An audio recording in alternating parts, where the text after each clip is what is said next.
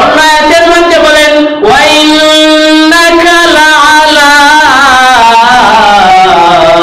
খুলুকিন আযীম, নিশ্চয় আমার নবী আমার হাবিবুল্লাহ চাইতে উত্তম চরিত্রবান আর কেউ নাই। আমার হাবিব হচ্ছে নিশ্চয়ই ওয়া ইন্নাকা লাআলা খুলুকিন আযীম, আমার হাবিব মুহাম্মদুর রাসূলুল্লাহ সাল্লাল্লাহু আলাইহি ওয়াসাল্লাম বলেন উত্তম চরিত্রের অধিকারী। সুবহানাল্লাহ। আপনার আমার নবীর চরিত্র কেমন ছিল? আপনার আমার নবীর ব্যবহার কেমন ছিল? আর আপনার আমার ব্যবহার কেমন? আপনার আমার নবীর জবানের কথা কেমন ছিল? আপনার আমার জবানের কথা কেমন? আপনার আমার আচরণ কেমন? আর আপনার আমার নবীর আচরণ কেমন ছিল? আপনার আমার জবান থেকে এই জবান ও সেই জবান, যেই জবান নবীর জবানও ছিল এইরকম। আমরা যেভাবে কথা বলতেছি নবীজিও সেইভাবে কথা বলতেন। আমরা যেভাবে মানুষের সাথে ভালো খারাপ কথা বলি, একজন আরেকজনকে কথাবার্তা বলি, নবীজি এইভাবে বলতেন। আল্লাহ রাব্বুল আলামিন আপনার আমার হাবিবকে, আপনার আমার নবীকে কেমন উত্তম চরিত্রের অধিকারী বানাইয়া তিনি দুনিয়াতে প্রেরণ করেছেন। কোরআন সাক্ষী দেয়, হাদিস প্রমাণ দেয়। নবী কারীম সাল্লাল্লাহু আলাইহি ওয়াসাল্লাম বলেন যে ও উম্মত, আমার কথার দ্বারা আমি কাউকে কোন সময় কাউকে কষ্ট দেই নাই, বরং আমার আচরণে, আমার কথার দ্বারা, আমার জবানের দ্বারা, আমার ব্যবহারের দ্বারা অনেক বিধর্মী কাফির পর্যন্ত মুসলমান হইতে বাধ্য হয়েছে। সুবহানাল্লাহ। রাসূল কারীম সাল্লাল্লাহু আলাইহি ওয়াসাল্লামের কাফেলা সাহাবীদেরকে নিয়ে একটি নামাজের মসজিদে এক ইহুদি এসে, বিধর্মী ইহুদি মসজিদের ভিতরে প্রবেশ করলো। এমনি মুহূর্তে বিধর্মীর ফরসাব ধরলো, সাথে সাথে মসজিদের যেই মাঝখানটা আছে এই মাঝ বরাবর সে ফরসাব করে দিল। বলেন নাউযুবিল্লাহ। এখন বলেন তো, আমরা যদিও নামাজ পড়ি না, আমরা যদিও আল্লাহর কাম করি না, একজন মদখোর হোক আর একজন সুদখোর হোক আর একজন ঘুষখোর হোক, একজন হারামি বান্দা হোক আর হালাল বান্দা হোক, যদি কেউ দেখে মসজিদ ও ফরসাব কেউ করছে, আমরা তাকে সার দিব না? দিতাম না? সার দিতাম না, তারে ধর্ম ফেলে ধর্ম। আমরা এটা বিশ্বাস আছে বলে আমি নামাজ পড়লাম না, আমি এমনিও হারামি, ঠিক না? আমি আল্লাহর কাছে এমনিও না হরমান, তুই ই খামটা করলে এটা আমি আল্লাহর কাছে এমনিও করলাম না, আমার নামাজ পড়ি না, এটা আমার ভালো লাগে না, আমার পার্সোনাল বিষয়। কিন্তু তুই যে মসজিদে ফরসাব করলে, তোরে আজকে সারাসারি নাই। আমরা তাকে অ্যাটাক করতাম। ইহুদি যখন মসজিদের ভিতরে প্রস্তাব করলো, সাহাবীদের মেজাজ গরম, সাহাবীরা আগাইতেছে ইহুদিকে মারবে।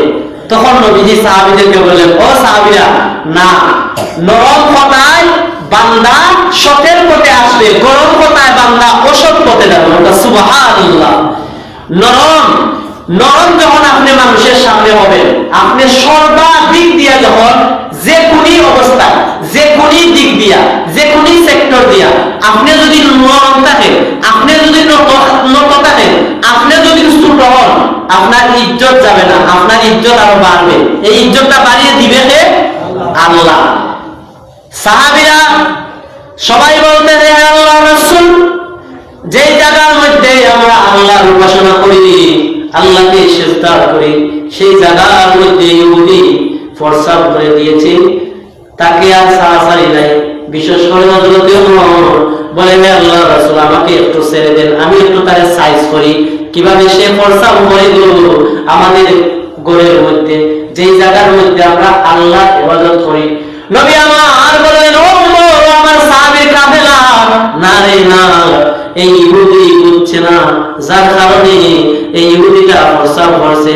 নরম কথায় সে নরম হবে, গরম কথায় সে গরম হবে। যখন তোমরা তাকে একটা মারবাই, তার শরীরে আঘাত লাগলে সেও পাল্টা জবাব দিবে। কারণ কোন যদি ঝগড়া বিবাদ লাগে, মীমাংসা করতে হয়, বলেন তো গরম হইয়া কোন ঝামেলার মীমাংসা হয়নি। বিচারে বসতেন আপনারা গ্রামবাসী সবাই, দুই সুরকে নিয়ে বিচারের ফয়সালা করবেন। মুরব্বীরা কথা বলতেছে,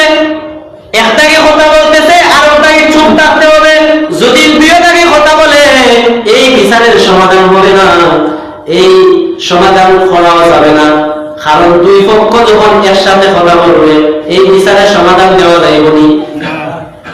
নবী আমার বললেন, সাহাবীরা তোমরা একটু নরম থাকো, আমাকে একটু কথা বলতে দাও, আমি ওই ব্যক্তির সাথে কথা বলবো। আপনার আমার নবীজি ইহুদিকে ডাকলেন, ইহুদি ভাই চলে আসো এদিকে। বলেন বলে আমাকে চিনুনি? আমি সে বলে আমি আপনাকে চিনি না। বলে আমি হচ্ছি মুহাম্মাদুর রাসূলুল্লাহ সাল্লাল্লাহু আলাইহি ওয়াসাল্লাম। তখন ইহুদি বলে হ্যাঁ আমি শুনেছি, হ্যাঁ আমি শুনেছি। ইহুদি বলে হ্যাঁ শুনেছি। নবী বলে ও ইহুদি, তুমি এই যে জায়গার মধ্যে তুমি প্রস্তাব করলাই রে, জানোনি এই জায়গার মধ্যে আমরা কি করি? বলে না। বলে বলো তো তুমি পূজা করনি তোমার ধর্মের? বলে হ্যাঁ। বলে পূজাটা কোরআন করো? বলে পূজার একটা স্থান আছে, পূজার একটা ঘর আছে। বলে এই ঘরের দেবী আসেনি? বলে দেবী আছে। ও ইহুদি ভাই তোমার কাছ থেকে আমি জানতে চাই, ইহুদি ভাই তোমার মূর্তির সামনে যদি তোমার মূর্তি যেই ঘরের মধ্যে আছে এই ঘর ধরলাম না, এই ঘরের বারিন্দায় যদি আমি এই মুহূর্তে প্রস্তাব করি তুমি আমাকে কি করবাই? ইহুদি বলে আমি তারে সব লজ্জা তার গর্দানটা আলাদা করবো। বলে কারণ কিটা? বলে আমার দেবীর বারান্দায় আমার পবিত্র স্থান, যেই জায়গার মধ্যে আমি খোদার উপাসনা করি, যেই জায়গার মধ্যে আমার ভগবানকে ডাকি, এই জায়গা প্রস্তাব করে নাপাক করবে, আমার বিন্দু পরিমাণ রক্ত থাকতে আমি এটা হতে দিব না। এবার আপনারা আমার নবী বললেন, ও ইহুদি ভাই তুমি তোমার দেবীর সামনে প্রস্তাব করা যে মানতে পারো না, ঠিক তেমনি ভাবে আমার সাহাবীরা মানতে পারে না। ইহুদি ভাই রে, আমার সাহাবীরা তোমার প্রতি রাগান্বিত, তার কারণ কিটা? বলে তোমার দেবীর জায়গায় যেইভাবে পবিত্র রে, এই জায়গার মধ্যে আমরা সেই আল্লাহ ইবাদত করি যেই আল্লাহ আসমানের মালিক, যে আল্লাহ জমিনের মালিক, যে আল্লাহ আমার মালিক, যে আল্লাহ তোমার মালিক। ও ইহুদি ভাই রে, আমরা এই জায়গার মধ্যে আল্লাহর কুদরতি কদমে সেজদা করি, তুমি এই জায়গার মধ্যে প্রস্তাব করলাই রে, বলো তুমি বলো এখন তোমার কি করা উচিত? ইহুদি আমার চিন্তা করে বলে কি ব্যাপার, আমার দেবীর করে প্রস্তাব করলে আমি বলছি কল্লা উত্তরাই দিব, কল্লা আলাদা করবো। আর এখনো তারা আমার কল্লা আত্রায় না, আমার আরো তারা জামাই আদর করিয়া কথা বলতেছে। ও ইহুদি ভাই তুমি আমার মসজিদে প্রস্তাব করলে রে, তোমার দেবীর করে তুমি প্রস্তাব করলে মানতাই না। ও ইহুদি ভাই তোমার মুখে বলছো রে তুমি খল্লাটা উতরাইয়া দেবাই, খল্লাটা আলাদা হইয়া দেবাই, এখন তোমার কি করা যায়? ইহুদি ভাই তুমি সিদ্ধান্ত দেও। তখন আপনার আমার নবীজি যখন ইহুদিকে বললেন, ইহুদি বলেন হে আমার মুহাম্মদ, ওগো নবীজি আমাকে মাফ করে দাও, আমি বুঝতে পারি নাই তোমাদের যে ইবাদত খানা।